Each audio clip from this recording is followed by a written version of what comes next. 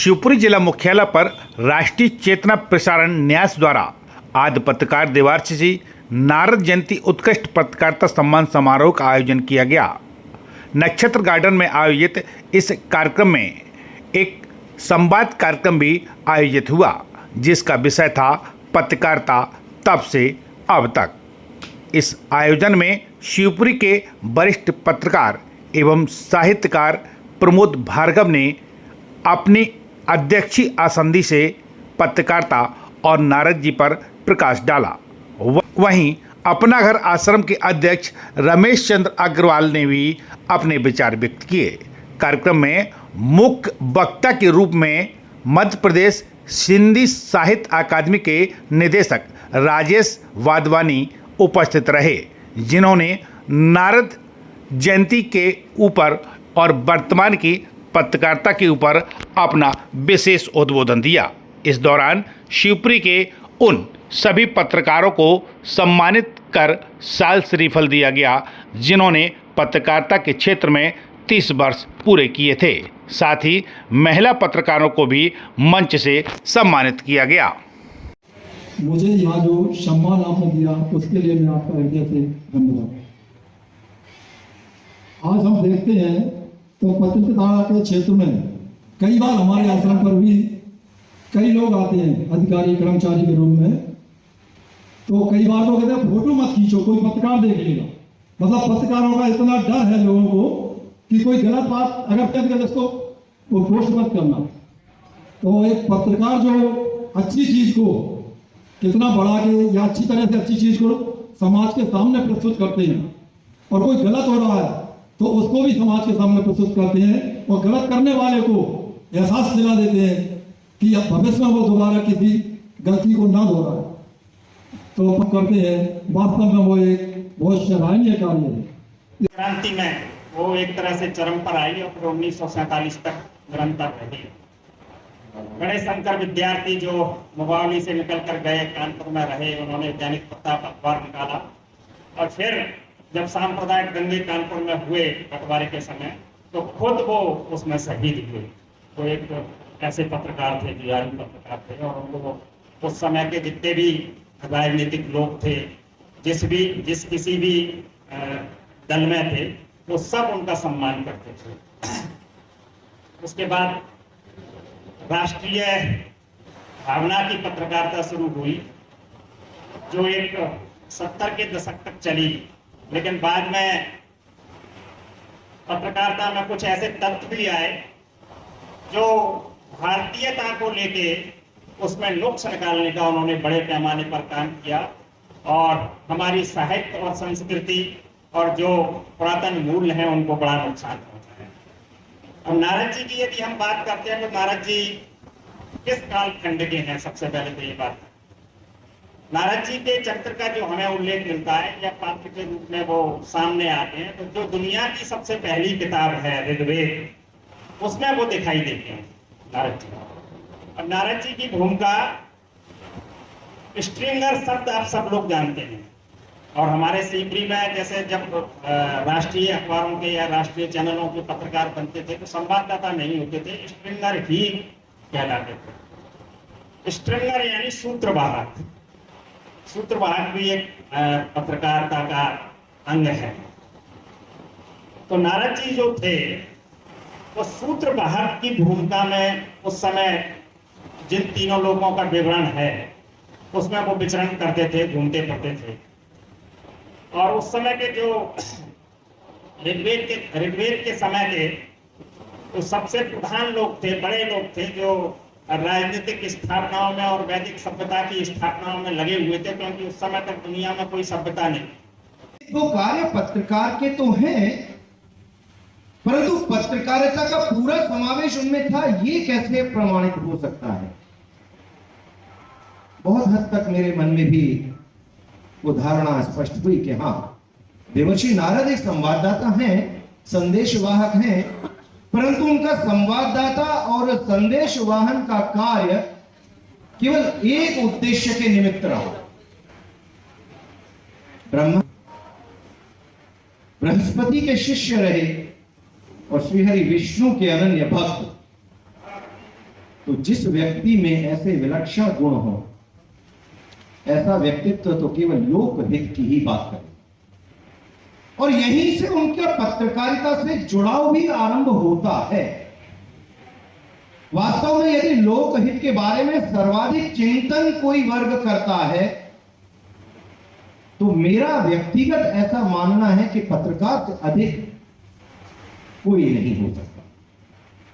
परंतु वो आज का पत्रकार है या कुछ समय पूर्व का पत्रकार, इस पर जरूर हम चर्चा कर सकते हैं।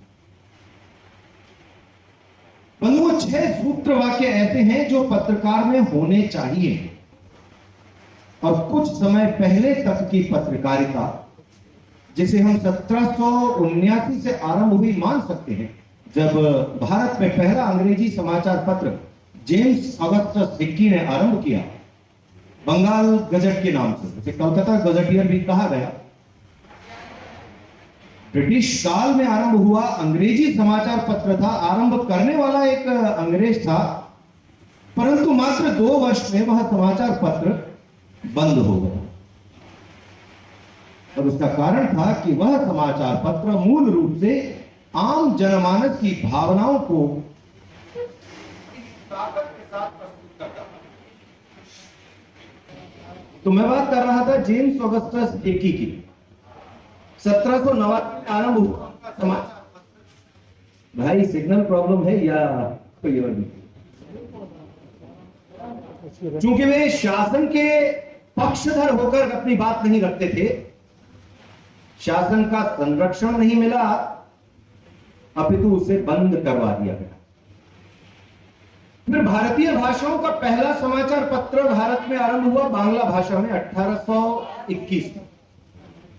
संवाद कौमुदी के नाम से राजा राममोहन राय ने इसे आरंभ किया था, और हिंदी में पहला समाचार पत्र उदत्त मार्तंड के नाम से पंडित जुगल किशोर शुक्ल जी ने आरंभ किया 1826 में। और इसके बाद समाचार पत्र श्रृंखलाबद्ध बढ़ते गए। तो तब से अब तक की चर्चा करना तो सहज है, क्योंकि तब की पत्रकारिता राष्ट्रीय विचार को लेकर आगे बढ़ी थी। राष्ट्र दासता में था, और उस दासत्व से मुक्त कराने के लिए देश में जो भी जन जागरण हुआ, उसमें हमारे महापुरुषों और क्रांतिकारियों का जो सहयोग हुआ, वो समाचार पत्रों के माध्यम से बहुत हुआ। और यही बात संभवतः ब्रिटिश शासन को खलती रही थी, इसलिए उस समय के समाचार पत्रों पर जितना अंकुश लगता था, उतना ही तत्कालीन पत्रकार ताकत से मुखर होकर अपनी बात सत्ता के विरोध में और राष्ट्र को गुलामी से आजाद कराने के लिए रखते थे। और उनमें वो 6 बातें थी, जिन 6 सूत्र वाक्यों के बारे में मैं आपसे आरंभ में चर्चा कर रहा था। उद्यमशीलता, साहस, नैतिकता, देशभक्ति, सर्वमान्यता और विवेकशीलता। और इन 6 शब्दों पर यदि हम ध्यान दें, तो बंधुओं, आज की पत्रकारिता में इनमें से अधिकांश कहीं ना कहीं विलुप्त नजर आते। आदरणीय ब्रजेश जी ने अपने संचालन में एक वाक्य कहा, दृष्टिकोण की बात। बस उस दृष्टिकोण का ही बहुत बड़ा अंतर आ गया है।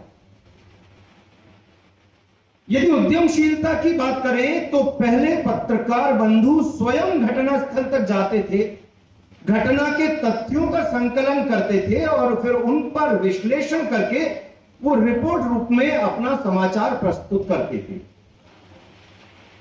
आज तकनीकी रूप से पत्रकार उन्नत हो गए, परंतु उस एक सुविधा ने कई कदम पत्रकारिता की उद्यमशीलता को पीछे कर दिया। आज हम डेस्क पर बैठकर मोबाइल फोन के माध्यम से समाचार सुन लेते हैं, और जिस व्यक्ति से संबंधित है वो केवल अपने पक्ष की ही बात अधिक बेहतर तरीके से प्रस्तुत करता है। और कई बार तो बंधुओं ये देखा जाता है कि पत्रकार उसका क्रॉस वेरिफिकेशन, प्रति परीक्षण भी करना उचित नहीं समझते। और यही पत्रकारिता की विश्वसनीयता पर प्रश्न चिन्ह लगना आरंभ होते हैं। आज कहा जाता है कि पत्रकारों के समक्ष, पत्रकारिता के समक्ष एक बहुत बड़ी चुनौती है विश्वसनीयता की, विश्वसनीयता गुम हो रही है। तो बंधुओं, इसके लिए दोषी पाठक नहीं है, इसके लिए दोषी टीवी समाचार बुलेटिन देखने वाला दर्शक वर्ग नहीं है, क्योंकि उसे रात को 2 बजे जब यह बताया जाता है कि भारत ने इस्लामाबाद पर कब्जा कर लिया, और सुबह जब वही चैनल के एंकर्स बैठकर क्षमा याचना करते हैं, तो यह लगता है कि वास्तव में भारत और पाकिस्तान के बीच जो घटनाक्रम हो रहा है, यह हो रहा है या नहीं। और उन पत्रकारों की इस छोटी सी किंतु गंभीर त्रुटि की वजह से राष्ट्र चलाने वालों पर निशान खड़े हुए, और विरोधियों और विपक्षियों को एक अवसर मिल जाता है कि ये तो गोदी मीडिया है, ये इस्लामाबाद, लाहौर और कराची पर कब्जा प्रमाणित करते हैं और सुबह इनकार कर देते हैं। गलती किसकी और उस गलती का प्रभाव किस पर नकारात्मक पड़ रहा है, ये नहीं देखा जा रहा, क्योंकि उद्यमशीलता की कमी है। उस पत्रकार ने बैठकर किसी मिसाइल के माध्यम से इस्लामाबाद में लैंड नहीं किया था, उसे उड़ती उड़ती खबर आई और खबर को बढ़ाकर बिना संवाद किसी से किए इस तरह का समाचार प्रेषित किया। और ये एक वाकया नहीं है बंधुओं, बिल गेट्स दिल्ली में आते हैं, चाय वाले से केवल सामान्य मेल लेते हैं, तो समाचार चैनल दिखाते हैं बिल गेट्स ने चाय वाले से भेंट की, और उसके बाद 5 दिनों तक ये चलता है कि बिल गेट्स से मिलने के बाद उस चाय वाले के व्यवसाय पर कितना असर हुआ। एक बड़ा पाव बेचने वाली महिला दिन में अपने ग्राहकों से कलुषित व्यवहार करती है, ये समाचार जगत की हेडलाइंस में आ चुका। क्या यही वह पत्रकारिता है जिसके लिए हम देवर्षि नारद जयंती के प्रसंग में संवाद कर रहे हैं? लोक हित इसमें कहां है? देवर्षि नारद की यदि बात करें तो उन्हें तीनों लोकों में संचरण करने के लिए कोई वरदान नहीं मिला था, उन्हें तो यह श्राप मिला था। दक्ष प्रजापति की पत्नी अशक्ति से जब दक्ष को बताया जाता है, पुराणों में उल्लेख है कि 10,000 पुत्र हुए, तो उन सभी पुत्रों को दक्ष ने सृष्टि संवर्धन के कार्य हेतु आदेश दिया, परंतु नारद जी ने उनको मोक्ष प्राप्ति के लिए तप में लगा दिया। दक्ष प्रजापति नाराज हुए और फिर दूसरी पत्नी को 1,000 पुत्र हुए, उन्हें सृष्टि बढ़ाने का दायित्व दिया, नारद जी ने पुनः उन्हें तप में लगा दिया। दक्ष प्रजापति क्रोधित हुए, नारद जी को उन्होंने श्राप दे दिया कि तुम कभी किसी एक स्थान पर अधिक देर नहीं टिक पाओगे, क्योंकि तुम्हारा एक जगह टिकना बड़ा नुकसानदायक हो रहा है। देवर्षि थे, ब्रह्मा जी के मानस पुत्र थे, सक्षम थे उस श्राप से मुक्त होने में, परंतु दूरदृष्टि थी, उन्होंने ये देख लिया कि ये श्राप वस्तुतः मेरे लिए वरदान है और लोक हित के लिए मुझे संचरण करते रहने का दायित्व इस श्राप के माध्यम से मिला है, और वही उन्होंने किया। एक स्थान पर न ठहरना, परंतु पत्रकार एक स्थान पर रुककर, एक स्थान पर बैठकर एक पक्षीय बात सुनकर जब समाचार लिखता है, देवर्षि नारद को अपना आदर्श कहना हम पत्रकारों के लिए उचित नहीं।